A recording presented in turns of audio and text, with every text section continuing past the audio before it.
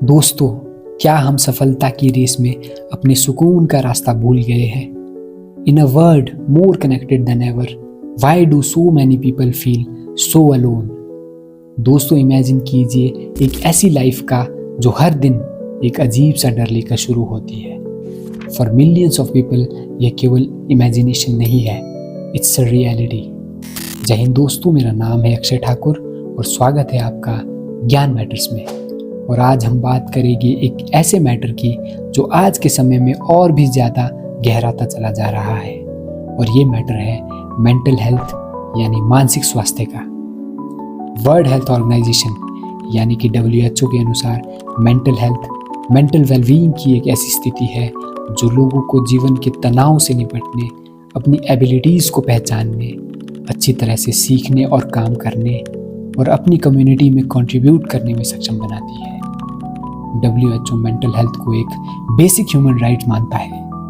दोस्तों, जहां आज हम एक समृद्ध और विकसित दुनिया में जी रहे हैं, वहीं दूसरी तरफ मेंटल हेल्थ से जुड़े मुद्दे जैसे कि एंजाइटी और डिप्रेशन डे बाय डे बढ़ते जा रहे हैं। ये केवल भारत का ही नहीं बल्कि एक ग्लोबल इशू बन चुका है। According to WHO, mental illness दुनिया भर में कुल बीमारियों का लगभग 15% हिस्सा है। मेंटल डिसऑर्डर्स अब विश्व भर में हेल्थ बर्डन के लीडिंग कॉजेज में से एक है। National institute of mental health and neurosciences के एक लेटेस्ट सर्वे के अनुसार लगभग 150 मिलियन भारतीयों को मेंटल हेल्थ केयर सर्विसेज की आवश्यकता है, लेकिन 30 मिलियन से भी कम लोग इन सर्विसेज हेतु डिजायरेबल है। वर्ल्ड हेल्थ ऑर्गेनाइजेशन के अनुसार 1 in every 8 people in the world live with a mental disorder, या फिर कहे कि वर्ष 2019 तक लगभग 970 मिलियन पीपल किसी न किसी रूप में मेंटल डिसऑर्डर से ग्रसित थे, जिनमें कि एंजाइटी और डिप्रेशन मोस्ट कॉमन है। लेकिन कोविड-19 के पश्चात इन नंबर्स में और भी अधिक बढ़ोतरी देखी गई। केवल कोविड के वर्षों में ही एंजाइटी पेशेंट्स में 26% और डिप्रेशन से पीड़ित व्यक्तियों में 28% की बढ़ोतरी हुई। लेकिन ऐसा किस कारण से हो रहा है? क्यों मानसिक स्वास्थ्य से जुड़े इश्यूज तेजी से या फिर कहीं रैपिडली बढ़ रहे हैं? दोस्तों, इसका एक बहुत बड़ा कारण है डिजिटल दुनिया या फिर कहे सोशल मीडिया का असर। हम अपने दिन का एक बहुत बड़ा हिस्सा सोशल मीडिया पर बिताते हैं। हर पल हम किसी और के जीवन की तुलना स्वयं से करते रहते हैं, जिससे एक प्रेशर, एक तनाव बनता है जो धीरे धीरे एंजाइटी और डिप्रेशन में बदल जाता है।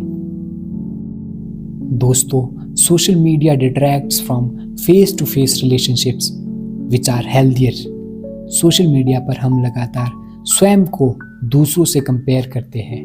ये कंपैरिजन हमारे सेल्फ एस्टीम यानी कि आत्मसम्मान को अफेक्ट करता है और धीरे धीरे ये एंजाइटी और डिप्रेशन में कन्वर्ट हो सकता है।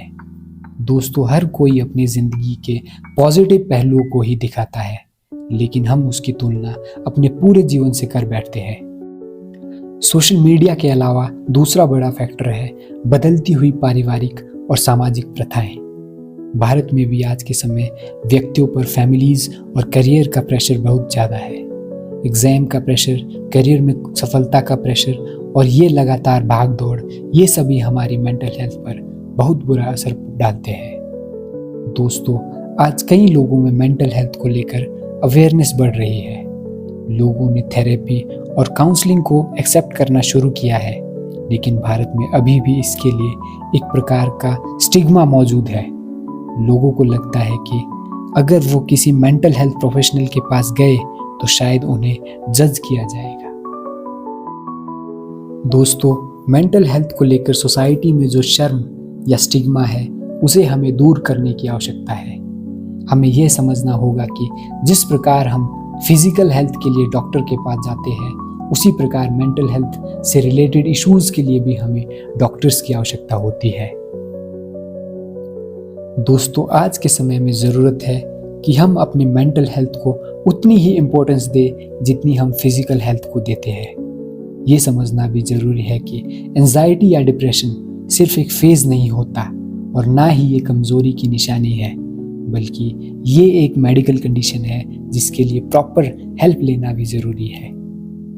अब सवाल ये है कि हम अपनी मेंटल हेल्थ का ध्यान कैसे रख सकते हैं। ये बहुत ज़रूरी है कि हम अपने दिन का कुछ समय अपने आप को दें, जैसे मेडिटेशन, एक्सरसाइज, योगा और फैमिली के साथ टाइम स्पेंड करना। इससे हम अपने स्ट्रेस और एंजाइटी को कम कर सकते हैं। तो दोस्तों, let's take a pledge that we will take care of ourselves and the people around us and will not be afraid to ask for help when needed, because the thing that matters the most is our health, our mental health.